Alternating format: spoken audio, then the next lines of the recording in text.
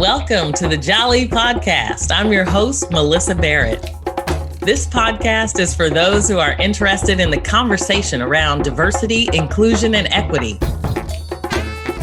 Each week, I'll be interviewing a guest who has something special to share or is actively part of building solutions in this space. Let's get started. Douglas C. Freeman is the president of the Global Reflections and Inclusive Leadership Practice, the Diversity and Inclusion Division at UniWorld Group, Incorporated, a global multicultural communication and advertising firm. Global Reflections is a sophisticated line of client offerings that provide corporations with a deep portfolio of holistic diversity and inclusion best practices, customized to the client's specific business needs. Mr. Freeman and UWG have completed diversity and inclusion projects for some of the world's leading organizations, from Disney and Major League Baseball to Morgan Stanley and the European Union Commission in Brussels.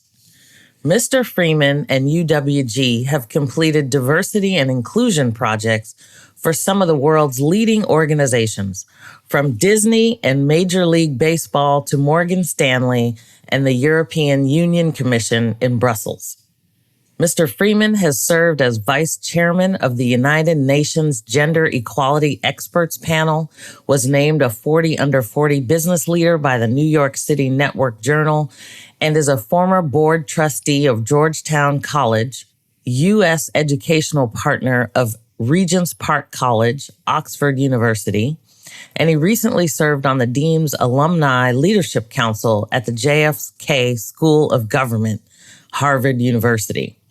He holds a master's in public policy degree from the John F. Kennedy School at Harvard University, an MBA Essentials credential from the London School of Economics, along with a Bachelor of Arts from the University of California at Berkeley. He attended Harvard University on a Woodrow Wilson Fellowship, completed his graduate degree focused on international trade and finance, and received top grade for his master's thesis work. He is a two-time British Columbia Under-19 Rugby All-Star, two-time Canadian Universities All-Canadian, and was selected for the Canada Under-21 team as a Rugby All-Star. He is the son of Emmy Award-winning conductor Maestro Paul Freeman, the first African-American to lead a Canadian symphony orchestra. Please join me in welcoming Doug Freeman. All right. Well, this week I am so excited to have Doug Freeman here with me from UWG. And before we start, I want to publicly thank you for being so very supportive of so many people. But for me personally, because I mean, you are such a mentor to others. You truly walk the walk and lift as you climb. So I really want to thank you for your encouragement. You're certainly one of the reasons that I'm so interested in this work. And you not only understand, kind of your own ability to use your wisdom, but the power of your own network. So I just want to thank you for what you've done for me and for what you do for everyone else around the world regarding DEI and the environmental, social, and governance aspects of it. So thank you. And we will celebrate you today, Doug. Oh, that's very kind, Melissa. Such an opportunity and good blessings to be here. So thank you so much for inviting me. Yeah, no. So one of the things I usually start out with is just, Can you give us a flavor for how you started out? Because I know you've been doing DEI probably longer than people have been saying DEI. For a while. It's been a while. So I guess they could say I've had a bit of a circuitous route, some zigs and some zags, but been very fortunate throughout. I started out as an undergrad. I started out initially on the East Coast and ultimately transferred and finished my degree locally in the Bay Area at Cal. And I was a poli-sci major and economics minor. With that degree, I went to New York City. A friend of mine was at NYU Law School, and I visited him and was very impressed by the city and the vibrance, the diversity, the culture, the global nature of New York. And I just wanted to experience for a summer. And at the time, I had the opportunity to work at what's now Verizon. It was the local 9X telephone company. And one of my bosses referred me into my next job, which is in investment banking at an organization called Chase Security. That is now JP Morgan Chase. And I worked in turnaround investment banking for organizations that were in dire straits. And a fair amount of work needed to be done to pull them out, or at least to gather whatever assets could be gathered from those organizations. From there, I went to public policy school. I didn't go to business school. I was fortunate enough to have a fellowship, and I went to government school in the Boston area, and then I got a master in public policy, came back to New York, and I switched over to consulting. I worked in Deloitte Consulting Strategy Group, focused on communications and media. And at the time, I was going on that first wave of internet companies in the late 90s. And one of my colleagues was from graduate school, was a Rhodes Scholar at Oxford, and he started an internet company in England, and he set up an office in New York. So I had the opportunity to move from Deloitte to this internet company in my late 20s. And of course, I knew nothing about what I was doing in sales and business development. So I had to learn very quickly. There were 4 of us running an office of 4 to 6 when I started. And within 6 months, there were over 70 of us in the same New York office. So we grew very rapidly. Of course, March 2000 hit and the internet bubble burst. We were very fortunate to actually raise funds in Europe, and that allowed us to continue operations. They closed after that fundraise. They closed the New York office. So that ended that sort of, I want to say, first wave of my career, and started me on a second wave. And after that, I didn't want to go back to consulting or banking.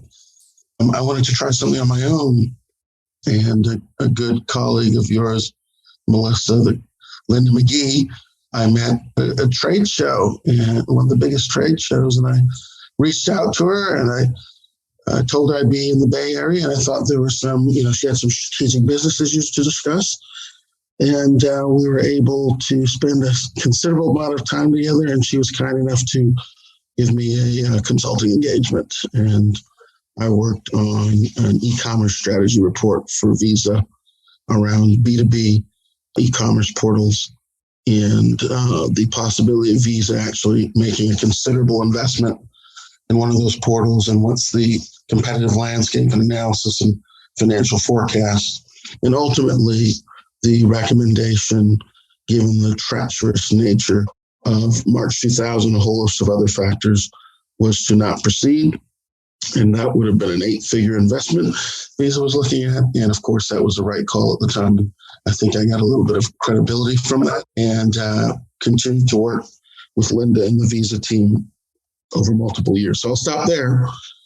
That's, wow. Yeah. Well, and fast forward to now, you are the president of the Reflections practice at UWG, which is the longest standing multicultural marketing agency in the country. And I love the fact that you all call it the Reflections practice, because it just, it's like looking in a mirror, I guess, when you're really exposing where everyone is on kind of the DEI spectrum. Right. So, I mean, I know you speak to chief diversity officers and CEOs all the time, and everybody's kind of in a different place when it comes to diversity, equity, and inclusion, belonging. how does someone get started? How does a company really kind of get started? What's your kind of advice to them? We have, as we can imagine, had a lot of companies that have gotten started, particularly in this last 18 to 24 months. And there's been a lot of pressure as well to get started from internal forces and external. And so, for a while we had to reflect on practice, Melissa, for that very question, because how you start will dictate, believe it or not, how you finish. And the more important thing is not how you finish, but if you finish effectively and you reach your objective. So we wanted to provide a simple formula for people so that they can have comfort in knowing what to do in that situation, anywhere in the world, any size, any organization. And we call that the 3 A's as an apple. And the first A is around assessment. You really need to determine and get baselines using your organizational data and other data points. Where is your organization around diversity and inclusion of talent, and culture, and marketplace, and supply chain, community and philanthropic investments, stakeholder engagement? Where do you really stand? And get data to lay out where you stand, not conjecture or opinion, but heavy quantitative and qualitative data points. From that analysis and data collection and baselining, you'll be able to prioritize your top actions, right? Because what really has transpired for the bulk, if not the heavy majority of organizations in the last 24 months, is that they didn't do the assessment. They went straight to action. They just started councils or ERGs, and they didn't build a strategy, and they didn't have any data supporting that strategy. And so it was based on conjecture and opinion and gut feel. Unfortunately for diversity, that cannot be the driver, because everybody's got conjecture, opinion, and gut feel. And there's no real compass to guide you to what to do and what can be the most effective and what can be the most efficient utilization of your resources and time. And as a result, when you're in action mode and nothing else, and you're doing a bunch of activities, over a year or two, people get frustrated, and that's what's happening. You have diversity councils and ERGs that have had 80% drop off since mid last year. So that's the second A, action. The third A is accountability. You need to have accountability related to those actions. It's not just metrics accountability. You need to be able to show as an organization that you're committed to diversity through thick and thin, through restructurings and the bad times as well as the good. The strength of an accountable organization around diversity is that when things are tough, diversity does not go by the wayside. It is not the first thing cut. In fact, it is usually kept or expanded because people have done well around it. So those 3 A's are really what we used as foundations for people's strategic direction. That's fantastic. So, and clearly, how you start out with that assessment, if it's not deep enough, if it's not broad enough, I connect the dots to what your effectiveness rate is going to be.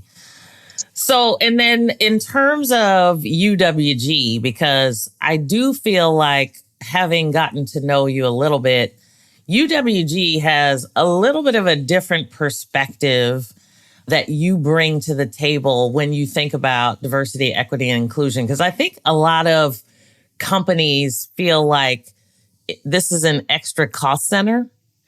And you really bring in a perspective in terms of being able to craft opportunities from the DEI work. Mm-hmm. Can you talk a little bit about that? Sure. So when we do our assessment work, you're absolutely right around the data.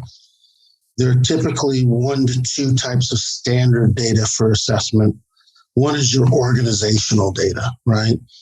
That's employee engagement surveys and focus groups and interviews and exit data and HR metrics, turnover data, recruitment data, performance evaluations, and a whole host of other areas that you utilize, and you compare and contrast based on different demographic categories. If you see that your Latina female, your Latina category or Latin female category has a 30% turnover rate, and the rest of your organization only has 10, with a delta of 20 percentage points, you know that there's a fundamental breakdown. So that's why we compare and contrast our demographic areas across the data to see if there are disparities or differences that are gaps, that are strategic challenges that need to be addressed and have real business impact.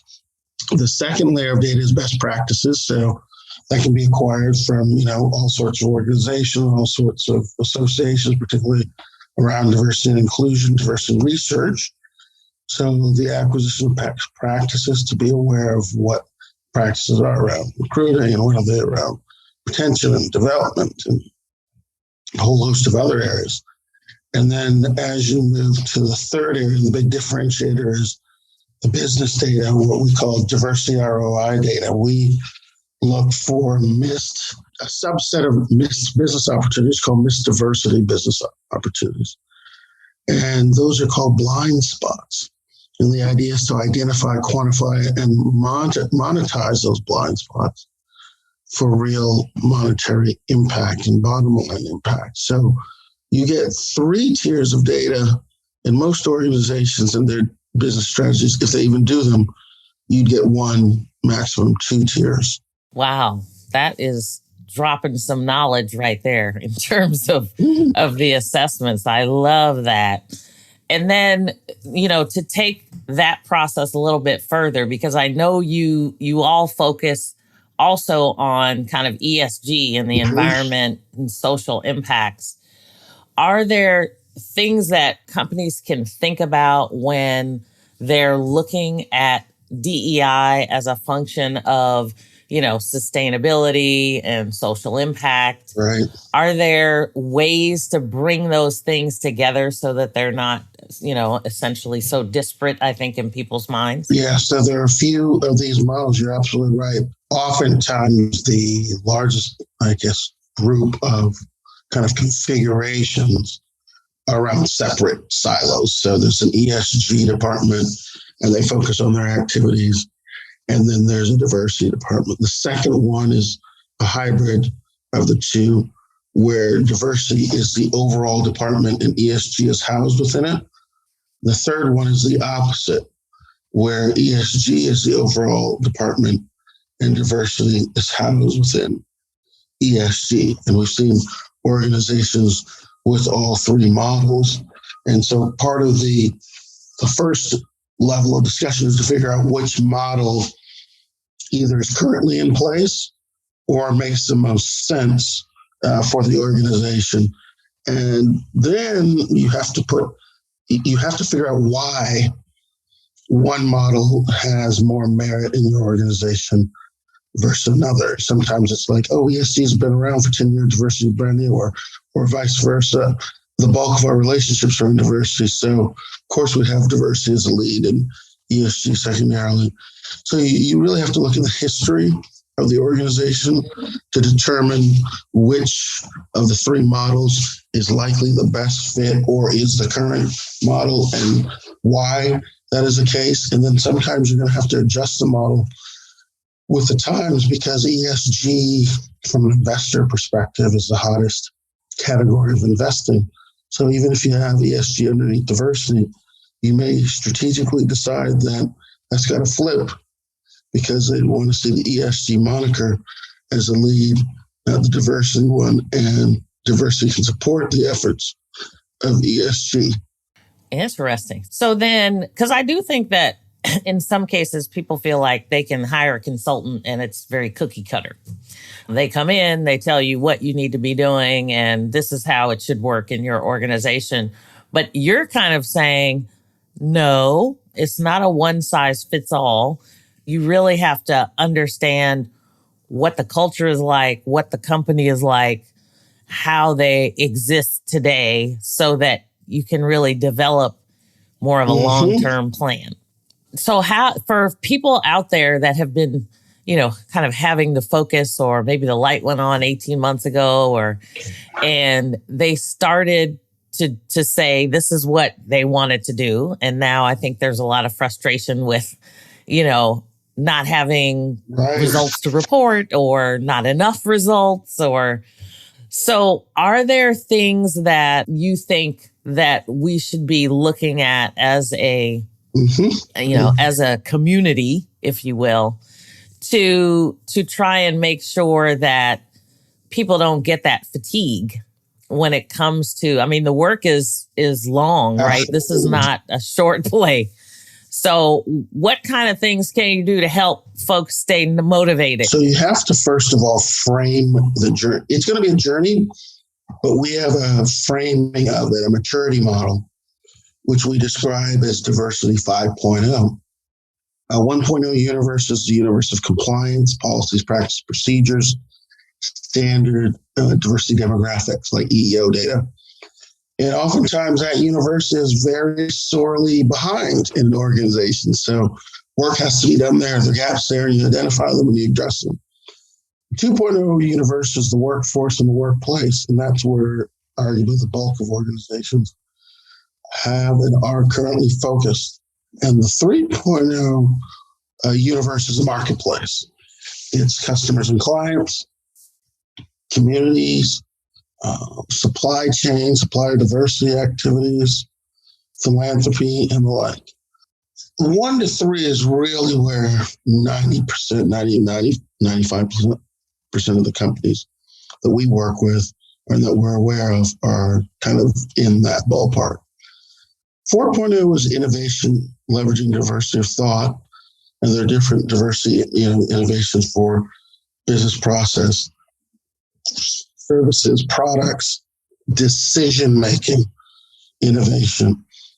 All of those areas are critical when you're looking at diversity 4.0. And then 5.0 is a big milestone. We want to get to that because it's business integration. Diversity is integrated in the D&I of everything you do at the board level, senior exec, mid managers, and individual contributors.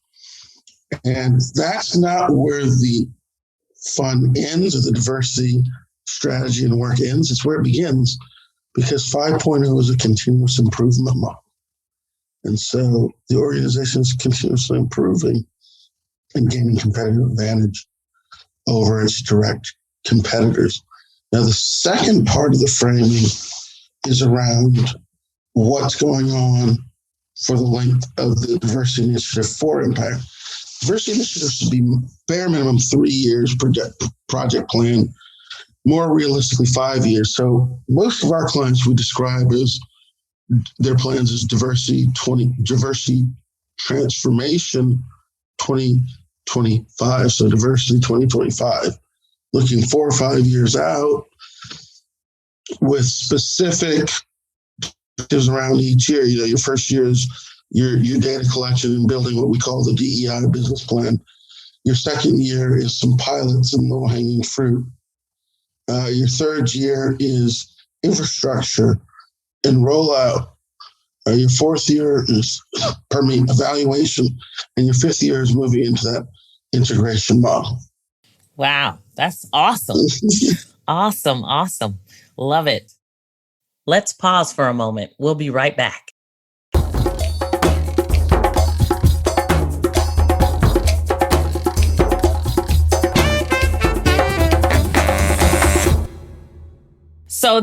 So just to kind of flip the script a little bit, because I know as you introduced yourself and went through your journey and how you are focused today, and truly your journey has not been specifically United States focused. Mm-hmm. You actually do a lot globally in terms of, the network and the mentorship and the teaching and all of those things. Are there lessons that you see that we can learn from the global stage versus the United States itself? Yeah, so there is another model which is very important from a global diversity perspective. As you know, all of our organizations are seeing impact from the shifting demographics. And we take this model from the European Union. It's called the Six Strands of Diversity. And it starts with age, gender, disability, religion, sexual orientation, and race, ethnicity, and immigration status. And with that tool, you can start to go into the country and see what matters most. So in France, it would probably be women and LGBTQ plus, and then that immigration piece probably third. Yeah, that seems really interesting as well, because it's almost like when you have different countries or, even different companies, they can be focused or their priorities may be different based on where they are, where they do business. Yes. And how they relate to the engagement of not only their employees, but their customers. Right. Yeah. So, I think that's really an interesting, and, with even the George Floyd murder, we saw worldwide, support for really focusing on so many different stories and providing space for people. Mm-hmm. So being as a person, I know when you went through this process and your journey, you distinctively missed the entire portion of your rugby life and the rugby champion that you are. So I wonder if, do you pull anything from your time in rugby for some of this? Yeah. That's a really good question, and I give you so much credit because, Melissa, you go above and beyond. That's the first time I've ever been asked a question about that in my professional working career, so I thank you for that question. Yeah, to put some context around that, I was almost like an army brat. My parents were classically trained musicians, and I was born in Dallas, Texas. When I was one, moved to Detroit, Michigan. My dad was with the Dallas Symphony, and the Detroit Symphony in his first break was on the west coast of Canada in Victoria, British Columbia, with the Victoria Symphony. So I was in Victoria from 9 to 18, my formative years, and in particular high school. And from almost 6 through 12 with 1 year off due to having a broken wrist, I played throughout. And I didn't just play in high school. Some people play in club teams. I was selected, fortunately, in my 11th grade year to play on the province. So that'd be like your state. It would be the state all-star team as a junior all-star for the state in that sport of rugby. And I played in the Canadian junior championships. I played when I was 17, 18, and when I was a freshman at 19 years old, and I had the good fortune to start the whole time and had the good fortune to be a champion in each case. So I learned a lot. I think I learned a very strong business and focal kind of mentality. When we were, we took the approach much more of a New York Yankees. This was a business trip. We didn't mess around. We were there to be the best. And so when you have that focus and you have that, I learned that business mentality on that team. And I think ultimately there are a whole host of team dynamics and learning to work with people from very diverse backgrounds that are very transferable. Those are the soft skills. Like how do we talk to each other at lunch? Right? Yes. Or on a 3-hour, 4-hour, 5-hour bus, and do we just sit with the same people? Do we mingle a bit? Do we stay cliquey, or does the group kind of engage with each other?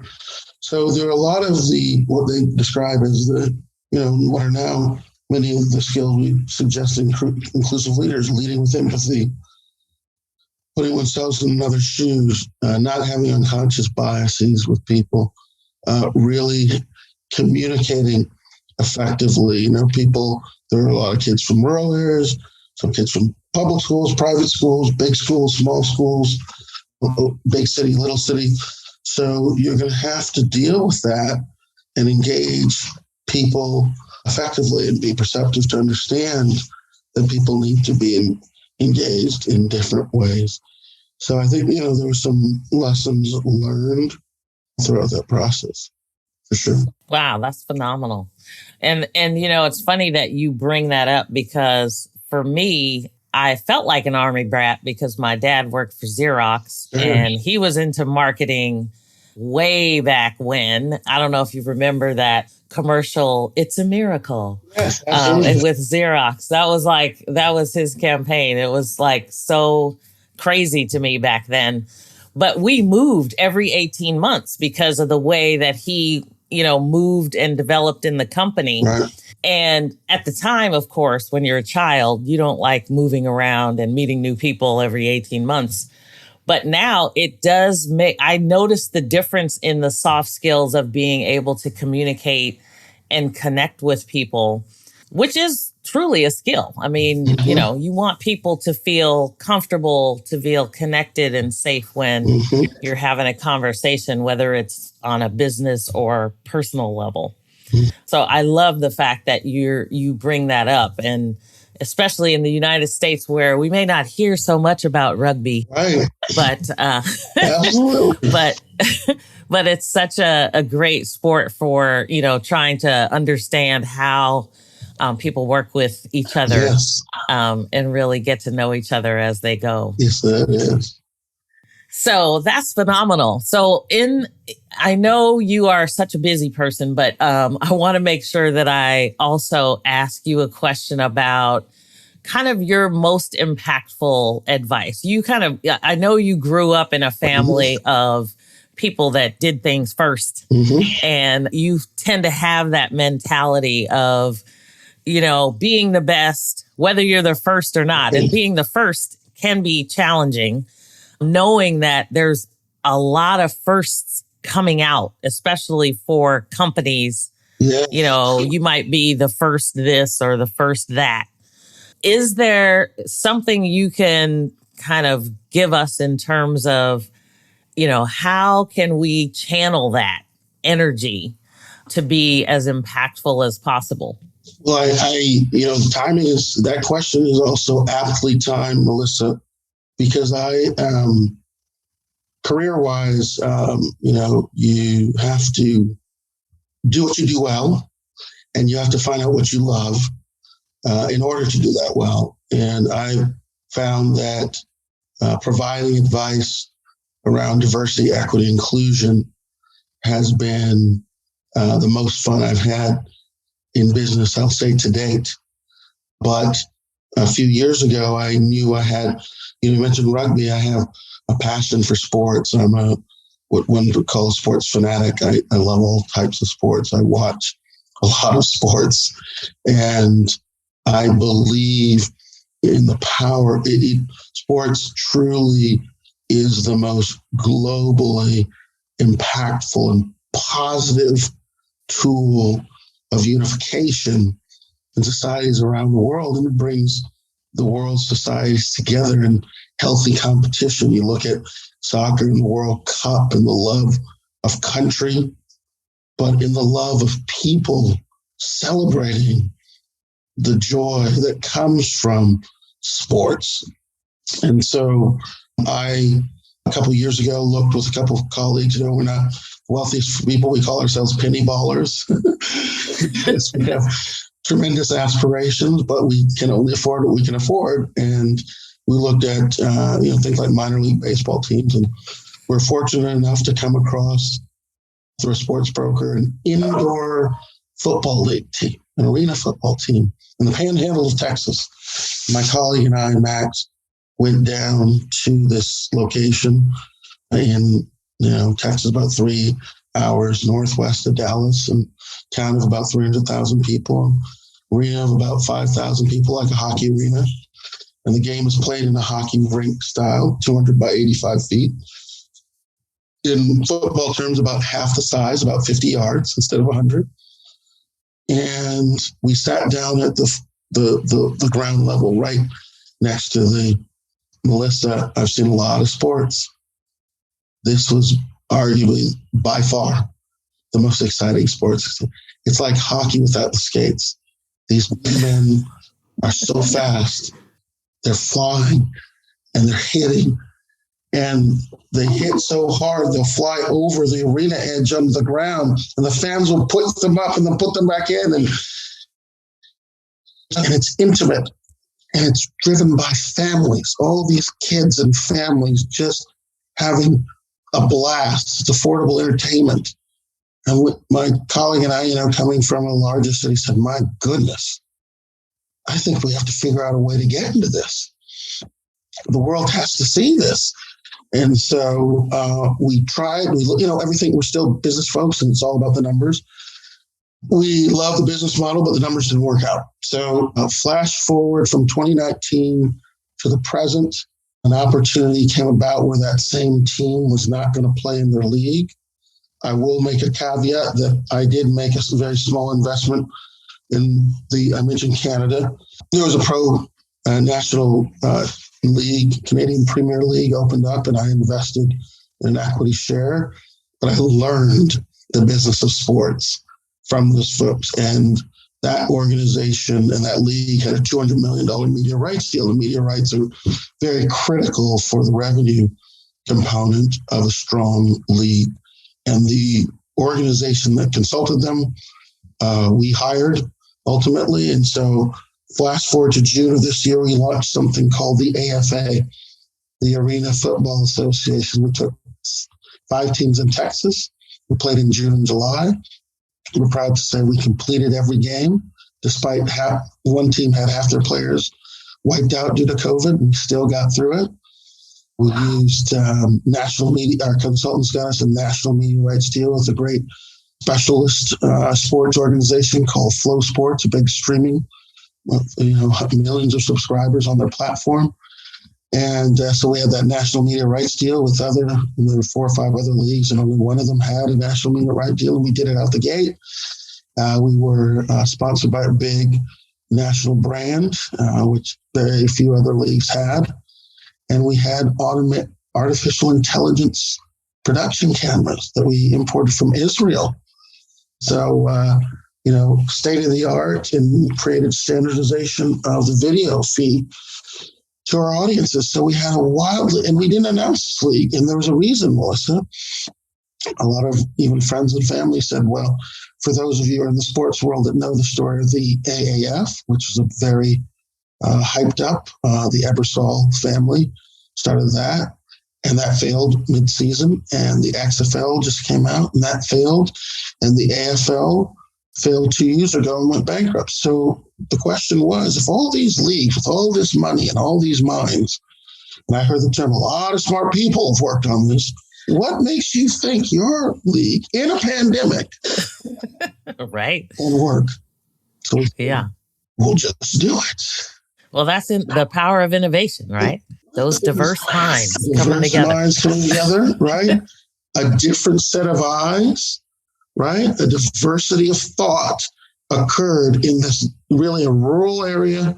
This different kind of lens came on this league and identified opportunity. That is diversity 4.0 that occurred. Yes. So now you can see a lesson learned. The first thing you can do as an entrepreneur is figure out some kind of diversity 4.0 model, lens, or otherwise. That will yield some kind of great business opportunity for you. We don't know where, how, but you leverage diversity 4.0, diversity of thought on a business situation to see what kind of innovation you come up with. That's the first thing. I love it. The second lesson learned from that approach is do your homework, right? We didn't move. We were excited, right? We could have been emotive and purchased something. Guess what? We would have purchased a team that would have gone into the pandemic because we had sober thought, great due diligence, driven analysis. We came to a rational and sober conclusion not to purchase a team. All right? Do your homework. Base your decisions, particularly critical, on data. And I know people love their gut. Don't do it. We don't do decisions on our guts. I'm just going to tell you, never. Yeah. Who knows what the outcome could that be? Oh, my gut says this. Well, it might say something tomorrow. No offense to the gut people out there. A lot of billionaires have done. We don't do gut. Yeah. Or maybe it's because we are Black entrepreneurs and we've got to do data. So particularly for entrepreneurs of color, don't live on what people tell you or hopes and dreams. Data first, due diligence, data, homework, and research. So that's the second lesson learned. Leverage those pieces to make a great business decision. And we made a great business decision in 2019, and that is not to buy.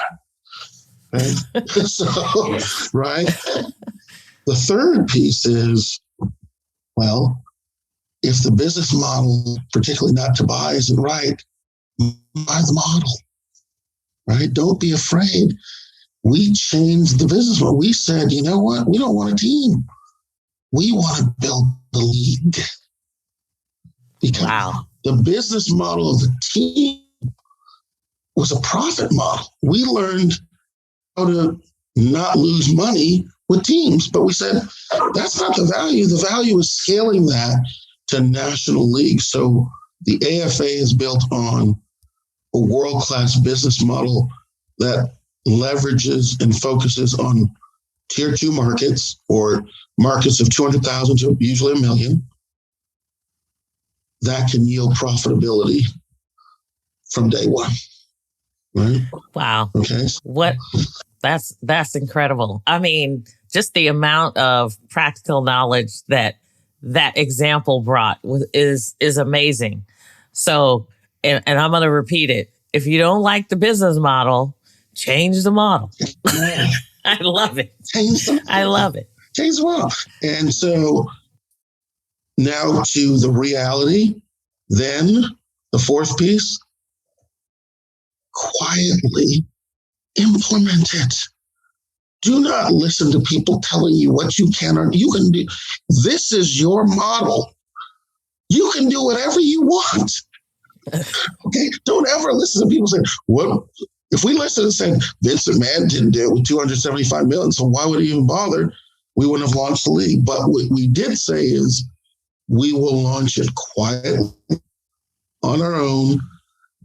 We had a bunch of lessons learned, and we'll reflect and evaluate and consider next steps to announce it. So that's the fourth thing. Implement it, prototype it, run it, operate it, whatever that business is, get the quirks out before you really push it out to market. So the real thing is pilot your idea for real.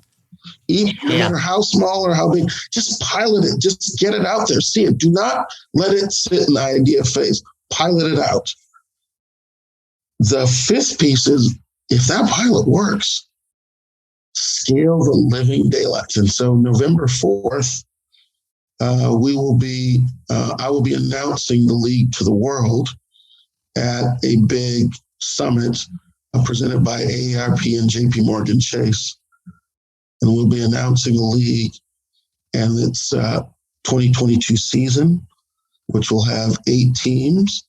And our goal by 2030 is to have 100 teams in 8 major territories and division across the United States, with the ultimate goal and vision as follows, which is to be a Big Six sports league. So Big Six means there's AFA, Arena Football Association, MLS, NFL, MLB, NHL, NBA. One of the Big Six. But here's the catch, Melissa.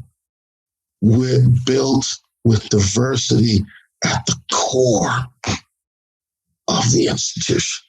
No Big Six sports league has been built with diversity. And what we mean by that is, right now, Melissa, 87% of our owners are either women or people of color.